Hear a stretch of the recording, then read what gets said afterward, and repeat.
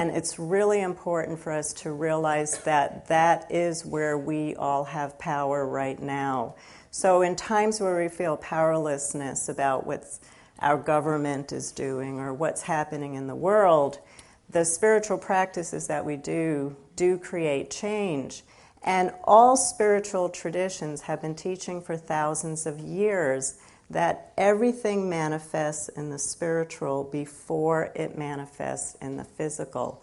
So, if we can start really bringing that dream into the spiritual realms and doing our spiritual work, it does manifest in the physical worlds, and it really does make a difference.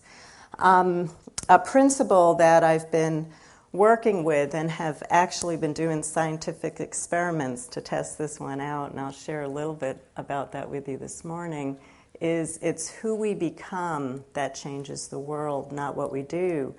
And so what we're seeing in the outer world right now is our own inner chaos. It's our own inner pollution. And the world is just reflecting that back to us.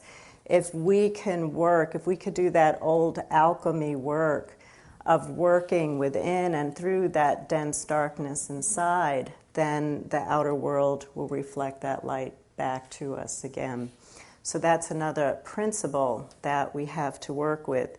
And also, our perception creates our reality. That's a big one. If you want to change your reality, change your perception. I had a real big teaching about that just a few months ago. I teach in Europe a couple of times a year. And I was leaving for Europe when Hurricane Wilma was starting to come into... I knew that Hurricane Wilma was going to be moving into Florida. And both of my parents, who I absolutely adore, they're both 91 years old, are in Florida, and we're in the path of the hurricane. And so, I get over to Europe, and, I'm reading the papers every day, what's happening. And for whatever reason, I don't understand, the media squashed what actually happened during Hurricane Wilma. So I'm going along teaching, thinking my parents are fine, and I heard that there were some power outages, but they've been in Florida for 20 years, so power outages weren't new. I knew that everything was just going to be fine. And I was just getting ready to do this big fire ceremony with a group, and I get a phone call from somebody who I work with in Santa Fe. She got trapped down in Florida with her parents, and she said, "You have no idea how bad things are down here. You have no idea how bad things are down here." And all of a sudden I freaked out. I don't know what happened to my parents. So, I do the fire ceremony. I get through. I'm fine. My students were kind of wondering why I was looking a little weird, but I got through the fire ceremony. I went back to my room. I just got hysterical. I was on the floor. I was on my knees. I was praying. I was banging on the floor. And my imagination went to those dark, dark places of, what I imagined was happening with my parents. Ruth, my assistant and friend who was trapped in Florida, was talking about how people couldn't get food, people couldn't get water, 4 days, no food, no water.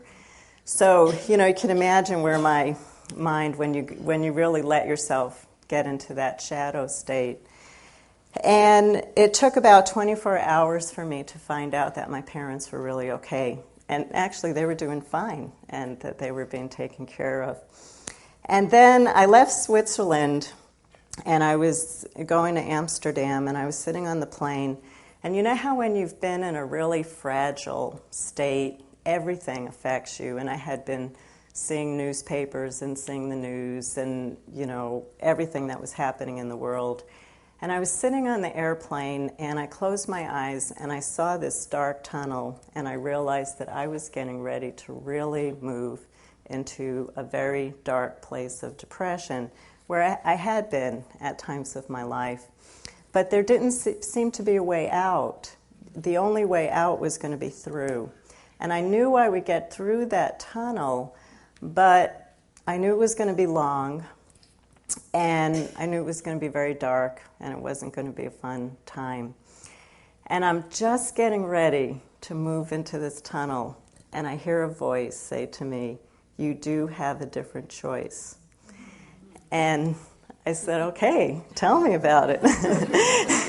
And at the same time, I'm talking to this businessman sitting next to me about his 4 kids and how he's missing them dressing up for Halloween. You know how you can be in all these realities at the same time? This plane ride was the most magical experience. And what the voice said to me is, you're projecting so much suffering onto the world right now. And just like with your parents, you had projected that they had no food, they had no water, they were crying, they were scared, and they were actually fine. What are you projecting onto everybody in the world right now? If the world is simply a projection, change your projection. Stop projecting so much suffering. I burst into tears. The guy sitting next to me, he doesn't know what's going on.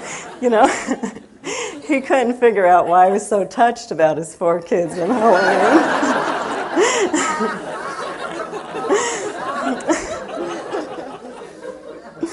I was so happy I wasn't going to go into years of depression. But, you know, it was a really strong message for me because I've been around people. I've had the opportunity to work with people who have been through unbelievable abuse. And there's such a light in them and such a joy in them. And is it that we put this projection onto people? And does that start also to create a world dream? And what this voice was saying to me is, can we actually look at people who are suffering right now and see their light, see their divinity, see their strength, that this is what they came into the world for, is to work this through. And instead of robbing them of their power, because whenever we pity anybody, we steal their soul, we rob their power, can we really be sending a lot of energy and changing that world dream when we can look at every single person, no matter what they're going through, and see their absolute divinity and see their absolute light? So working with what we're projecting, and that's not easy to do because our hearts get pulled, by what we see in the world. And I know many of us are really pulled by what we see with children.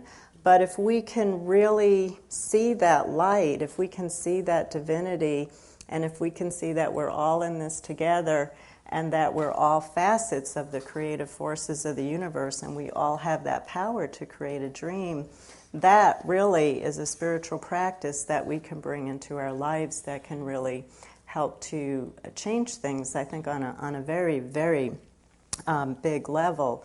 And so, that goes back to our perception creates our reality. And I was at a workshop this summer, and I was teaching about using spiritual light for healing. And a woman came up to me and she told me a really great story. She was online at the bathroom, and you know how women's rooms in the U.S., you can learn a whole lot about a person standing online at the women's room. And she was standing next to a woman, and of course I can't remember what country she had come from, but it was an Asian country where her whole entire family had been killed when she came from a family where they were pretty far up in the government, and when there was a changeover in government, the whole family had been killed, and everybody who was left alive had to leave in the middle of the night with just the clothes they had on their back, no money, no anything. And so days are going by, they're in hiding, days are going by, and they have no food. And they come across some dirty rice, and they didn't see it as dirty rice, they saw it as food, and they ate it, and nobody got ill. And then they realized that they hadn't had water in days, and they were so thirsty. So they came to a river that had dead bodies floating through the whole river, but they didn't see dead bodies. They saw water, and they were thirsty, and they drank the water.